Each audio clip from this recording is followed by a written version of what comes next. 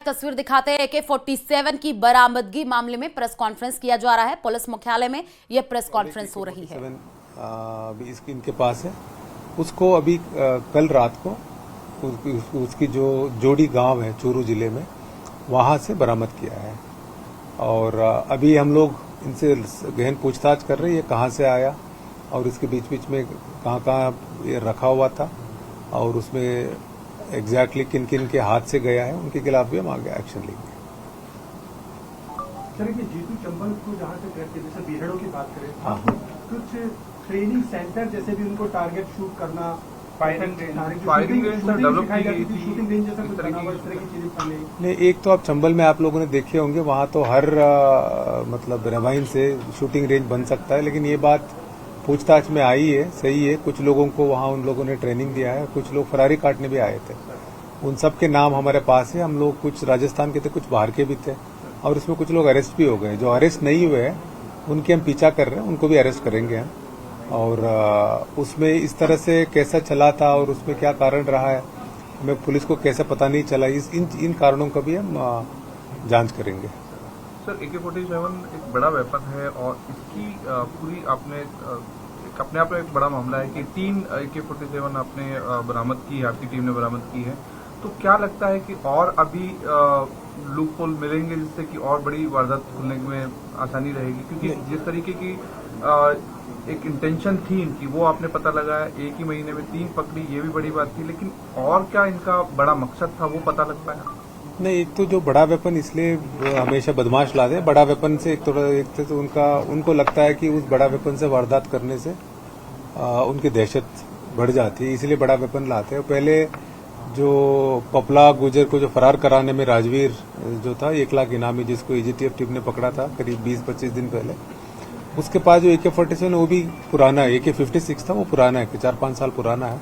और अभी जो 2 हमने इस हफ्ते में हमने बरामद किया, ये भी करीब ऐसा नहीं कि अभी 10 दिन पहले 20 दिन पहले आया। ये हमें लगता है कि शायद 2022 शुरुआत में आया होगा। इवन जब SP हमारे जो योगेश यादव साहब अभी DIG है, ये SP बीकानेर थे, तब इन्होंने भी इसका पीछा किया था, इनकी भी सूचना आई थी और इनकी टीम भी काफी उस टाइम में काफी मेहनत की थी इसको बरामद करने के लिए। और इधर उधर हाथों से चला जाता गया और उसके बाद इसलिए बरामद नहीं हो पाई थी। अब क्योंकि हमें पिन पॉइंट सूचना मिल गया और लगातार अभी पिछले करीब 3-4 महीने से कंटिन्यूसली हम काम करें, और जिला पुलिस की भी, जैसे चूरू पुलिस है, बीकानेर पुलिस है और धौलपुर पुलिस है, जयपुर कमिश्नरेट है, इन सबसे इनपुट मिला। इन सब इनपुट के बेसिस पे हम लोगों ने इनको पकड़ पाया अभी और बरामद कर पाया। स्पेसिफिक कोई मोटिव पता चला? अभी किसी की बड़ी वारदात को अंजाम देना चाहते थे?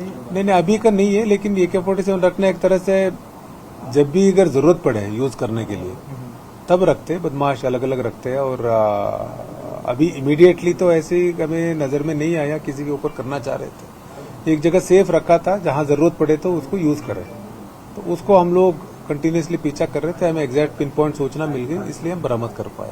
रूट पता चल पाया कहाँ से लोग लाए और कौन उनके उसमें संपर्क में? नहीं, अभी हमारा कुछ आइडिया है और हम लोग इसके ऊपर इन्वेस्टिगेशन कर रहे हैं हम लोग। और इसमें क्योंकि कुछ संदिग्धों के नाम भी है और वो सारे डिटेल बताना ठीक नहीं है। हम जहां से आया उनके खिलाफ भी एक्शन लेंगे, जिसने भी भेजा है।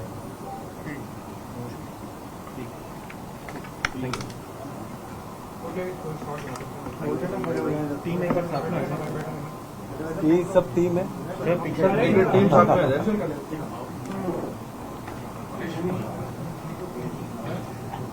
हमारा मनीष अभी JDA में, लेकिन JDA के काम के साथ भी इंटेलिजेंस का काम करता रहता है हमारे साथ।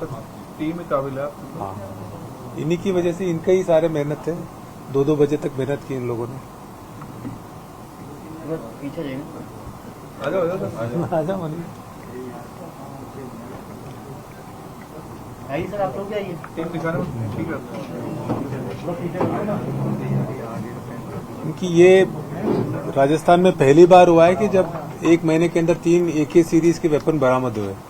इसलिए हमें लगा कि आप लोग अलग अलग पूछ रहे थे, बाइट लेना चाह रहे थे, हमने सोचा कि सबको बुला के एक बार ब्रीफिंग कर दें।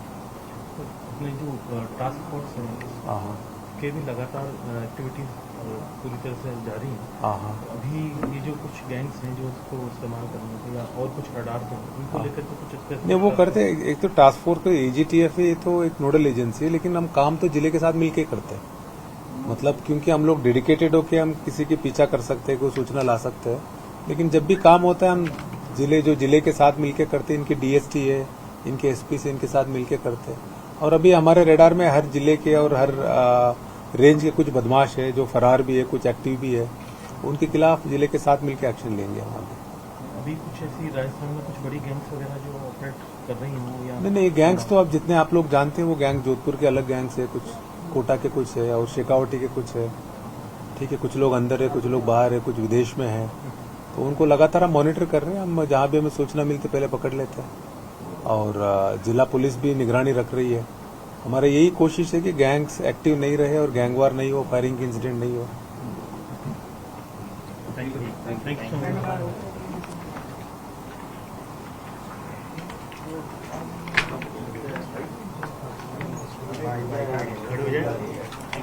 आज क्या हमारी वहाँ वीसी चल रही है इसलिए वहाँ नहीं कर पाए।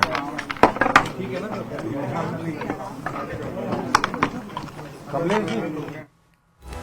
तो एडीजी क्राइम दिनेश शैमन को अभी आप सुन रहे थे। उन्होंने साफ तौर पर कहा है कि पुलिस जो टीम यानी कि पूरी टीम ने मेहनत की है और ये बड़ी सफलता हाथ लगी है कि 47 की बरामदगी मामले में प्रेस कॉन्फ्रेंस की गई और जानकारी दी गई। चूरू सहित अन्य स्थानों पर यह बड़ी कार्रवाई देखने को मिली है।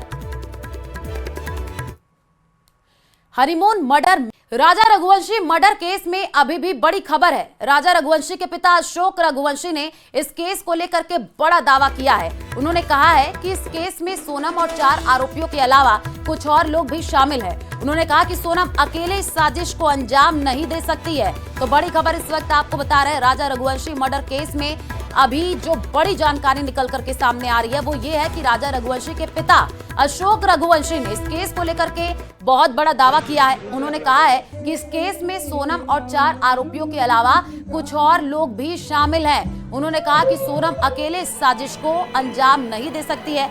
सुनिए।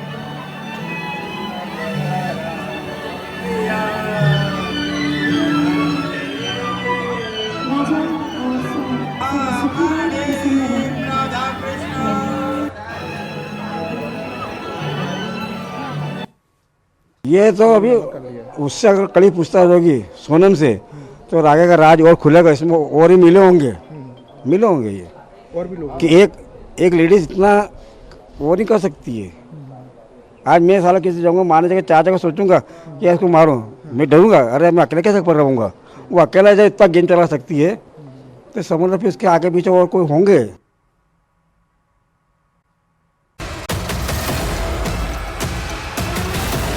सोनम का नौकर कैसे बना लवर? राज के कितने राज? क्यों लोग सोनम को बेवफा कह रहे हैं? क्यों कह रहे हैं सोनम वो है जिसकी मांग में राजा रघुवंशी ने सिंदूर भरा, लेकिन हनीमून पर उसने रिश्तों का खून कर दिया? क्यों दुनिया वाले कह रहे हैं सोनम वो है जो जिंदा तो मिली लेकिन सोहरा में रिश्तों का कत्ल कर दिया?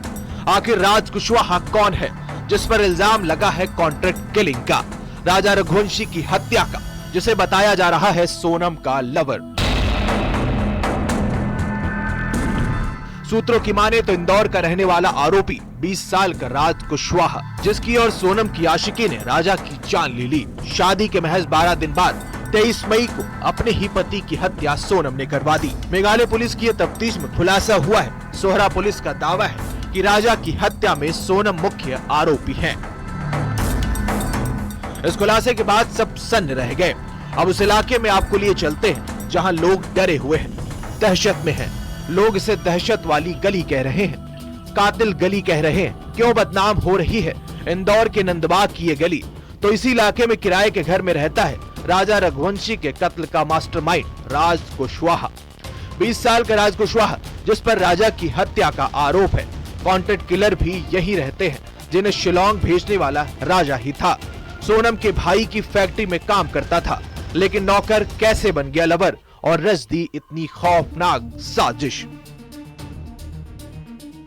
आशिक के द्वारा ये सारा काम रचा गया था, जिसका नाम है राज कुशवाहा, जो आपकी गलती है ना, जो कि मेरे यहाँ पे राजा की अंतिम यात्रा पे भी आया था। वो उसके सोनम के पिताजी के साथ पीछे खड़ा था और पास में मेरे सारे सब खड़े थे।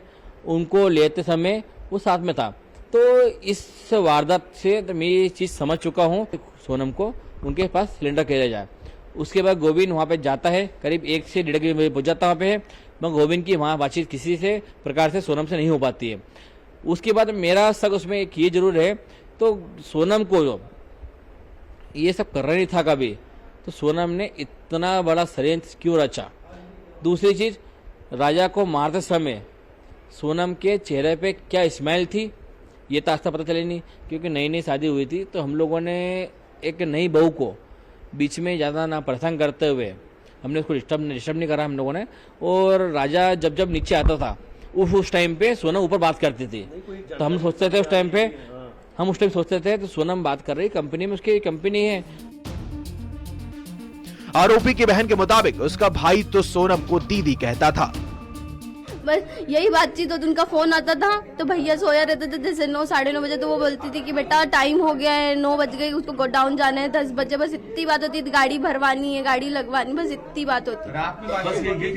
यही बात होती, नहीं कभी उसको हमने ऐसे फोन पे बात करते हुए नहीं देखा कि। इधर आरोपी राज कुशवाहा की मां भी बेटे को बेगुनाह बता रही है। ये सब झूठ लगा भैया, सब झूठ। कभी मेरा राज ऐसा नहीं कर सकता। वो अगर जूता पहन के जाता है, सब्जी वाले मिल गए, बोल दिया दादा थे, और बोल दिया बच्चा जूता नहीं, तो ठंड में जूते उतार के चले आता, नंगे पैर आ जाता। जब कहता उसके पास को हम गरीब, वो राजा मेरे बच्चियों को पालता। जब से उसके पापा कैसे हो गए, 2 साल कपड़ा मार्केट में काम करा, दिन भर कपड़ा मार्केट में काम करता था, रात में न्यूज़पेपर डालने जाते थे भैया। हनीमून पर सोनम थी तो राज इंदौर में रहकर पैनी निगाह रखा था। यहाँ तक कि राजा के अंतिम संस्कार में भी आरोपी राज कुशवाहा नजर आया था। सूत्रों की माने तो कत्ल के बाद राजा और सोनम इंदौर में मिले। आरोपियों की ट्रांजिट रिमांड मेघालय पुलिस को मिली है। अभी कई राज का खुलना बाकी है। क्या राजा के कत्ल के बाद सोनम का विक्टिम कार्ड खेलकर आरोपी राज से शादी करने का प्लान था? इस एंगल पर भी पुलिस जांच कर रही है। इंदौर में मिथिलेश गुप्ता के साथ ब्यूरो रिपोर्ट।